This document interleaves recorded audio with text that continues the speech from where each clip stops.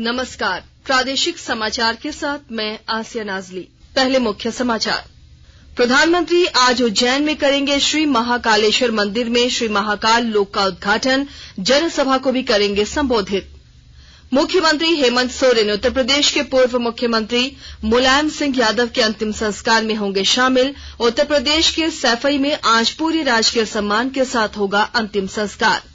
Cabinet की बैठक में 19 प्रस्तावों को मिली मंजूरी। केंद्रीय कर्मियों की तर्ज पर राज्य कर्मियों को 4% महंगाई भत्ता बढ़ाने की दी गई स्वीकृति। और फीफा अंडर 17 महिला विश्व कप फुटबॉल आज से हो रहा है शुरू। भारत और अमेरिका के बीच भुवनेश्वर में रात्रि 8 बजे से खेला जाएगा मैच। और अब समाचार विस्तार से।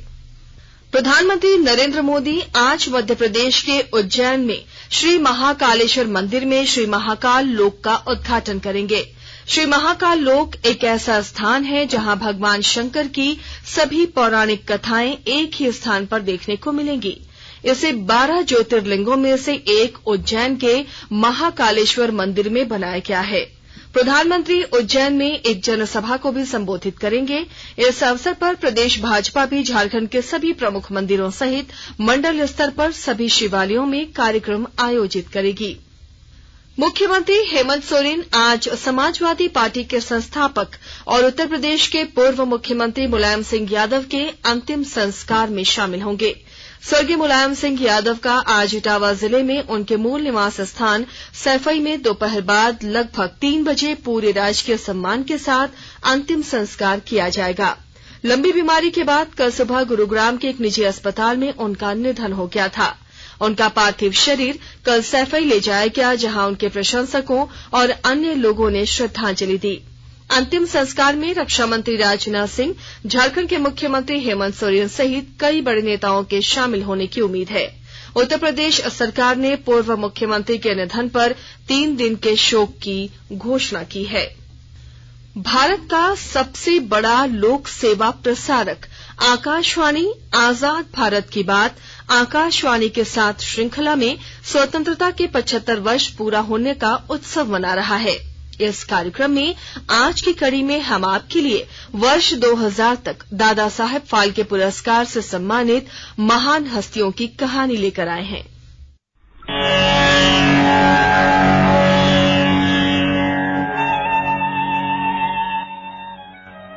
दादा साहेब फाल्के पुरस्कार भारतीय सिनेमा में अभूतपूर्व योगदान के लिए भारत सरकार की ओर से दिया जाने वाला सर्वोच्च सम्मान है।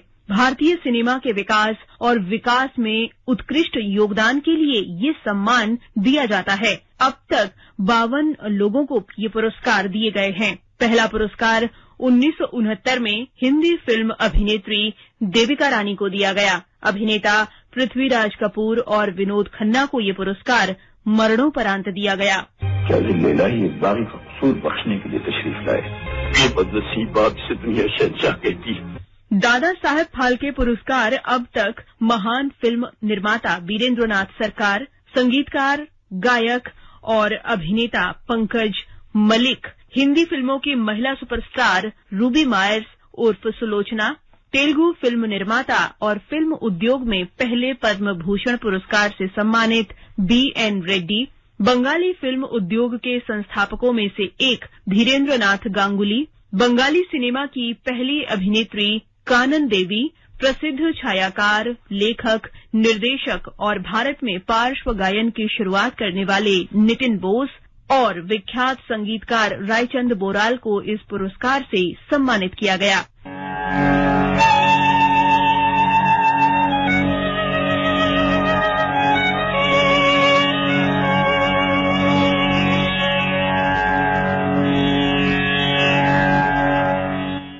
गृह मंत्री अमित शाह आज दोपहर बाद बिहार के सारण जिले में सिताब दियारा जाएंगे, जहां वे समाजवादी नेता जयप्रकाश नारायण की जयंती पर आयोजित कार्यक्रम की अध्यक्षता करेंगे।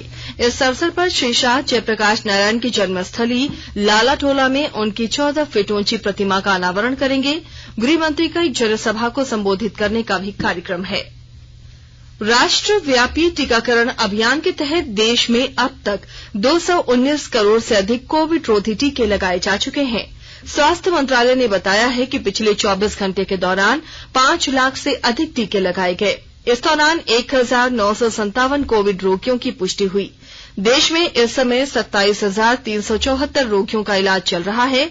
स्वस्थ होने की दर 98.75% है। आकाशवाणी के ताजातरीन समाचारों के लिए आप हमारी वेबसाइट newsonair.com पर लॉग इन कर सकते हैं। ताजा समाचार Twitter handle @AIR News Alerts और Facebook page all India radio news पर भी उपलब्ध है।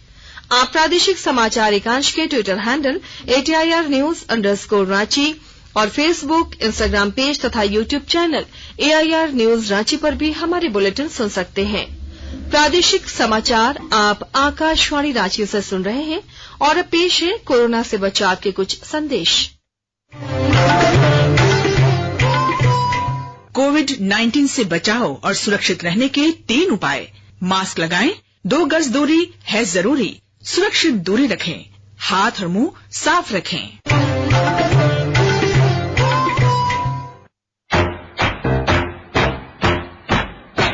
चलो मिलकर एक शुरुआत करें, चलो एक फैसला आज करें, मास्क नहीं तो टोकेंगे, कोरोना को रोकेंगे।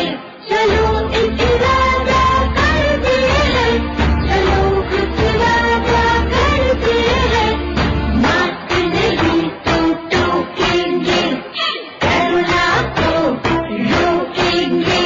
भारत सरकार द्वारा जनहित में जारी। प्रादेशिक समाचार में आपका एक बार फिर से स्वागत है। राज्य में 2023 में होने वाले 48 नगर निकाय चुनाव बिना ओबीसी आरक्षण के ही होगा, जबकि अनुसूचित जाति, अनुसूचित जनजाति को आरक्षण मिलता रहेगा। नगर विकास विभाग के बिना ओबीसी आरक्षण के चुनाव कराने के प्रस्ताव को कैबिनेट ने स्वीकृति दे दी है। वार्ड सदस्य, अध्यक्ष और मेयर का चुनाव प्रत्यक्ष होगा, मतदाता इन्हें चुनेंगे। उपाध्यक्ष और डिप्टी मेयर का चुनाव अप्रत्यक्ष होगा। इनके लिए चुने गए वार्ड सदस्य वोट डालेंगे। चुनाव दलगत आधार पर नहीं होगा। कैबिनेट सचिव वंदना डाडेल ने कहा है कि मुख्यमंत्री की अध्यक्षता में सोमवार को ही मंत्रिपरिषद की बैठक में कुल 19 प्रस्ताव पर स्वीकृति दी गई है। केंद्रीय कर्मियों की तर्ज पर राज्य कर्मियों को 4% महंगाई भत्ता बढ़ाने की स्वीकृति दी गई। इसका लाभ 1 जुलाई 2022 से मिलेगा।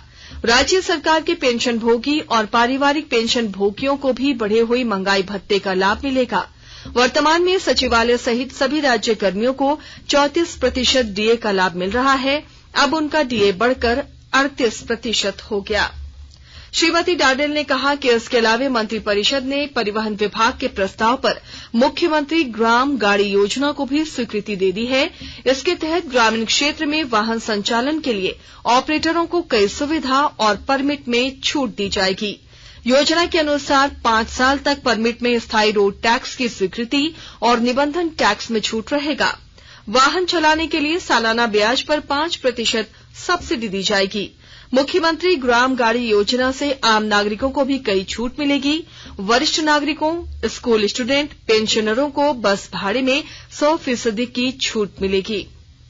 मुख्यमंत्री हेमंत सोरेन कल गिरिडीह जिले से आपकी योजना, आपकी सरकार, आपके द्वार कार्यक्रम का शुभारंभ करेंगे।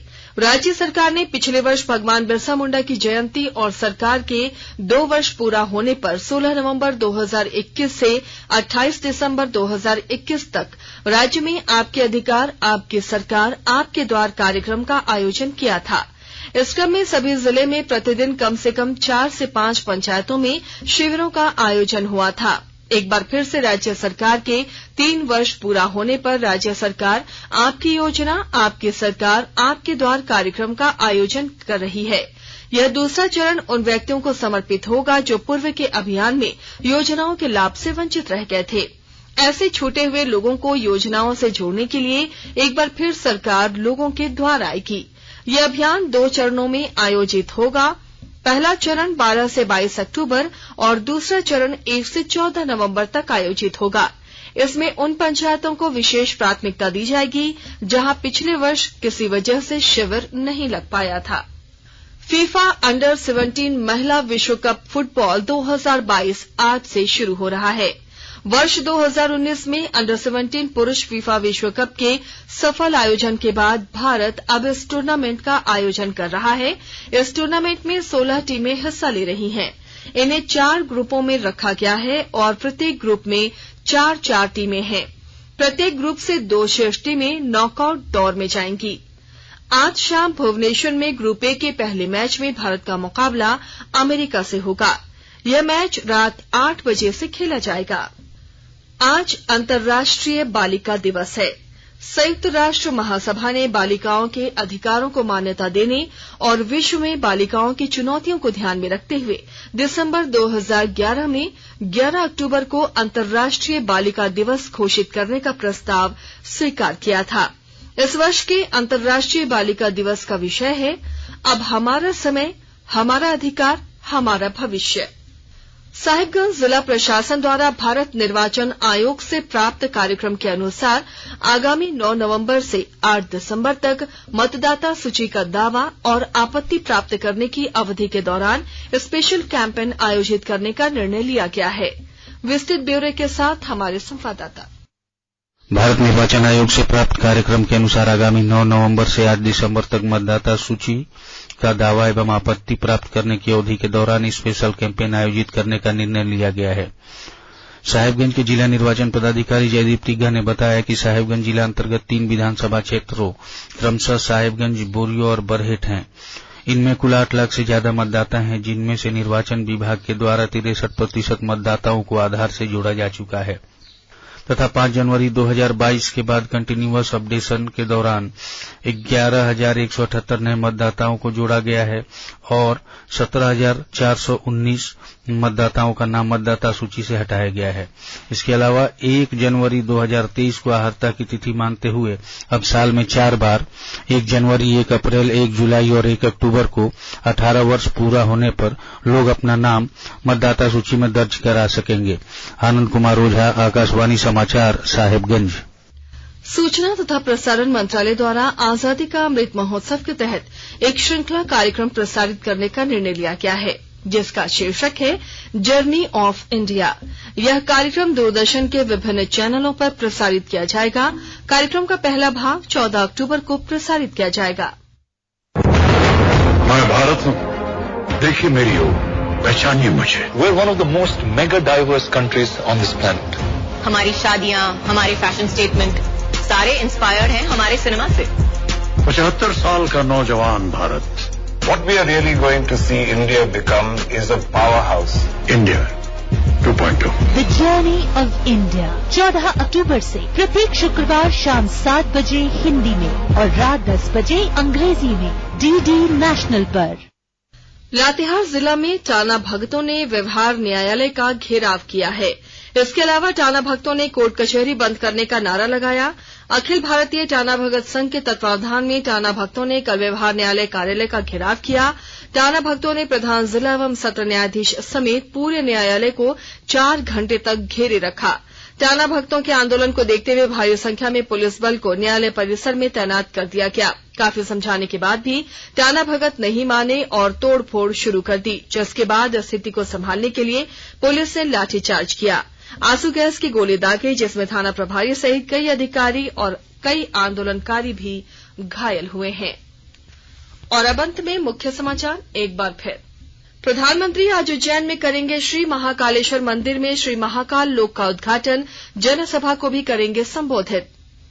मुख्यमंत्री हेमंत सोरेन उत्तर प्रदेश के पूर्व मुख्यमंत्री मुलायम सिंह यादव के अंतिम संस्कार में होंगे शामिल। उत्तर प्रदेश के सैफई में आज पूरे राजकीय सम्मान के साथ होगा अंतिम संस्कार।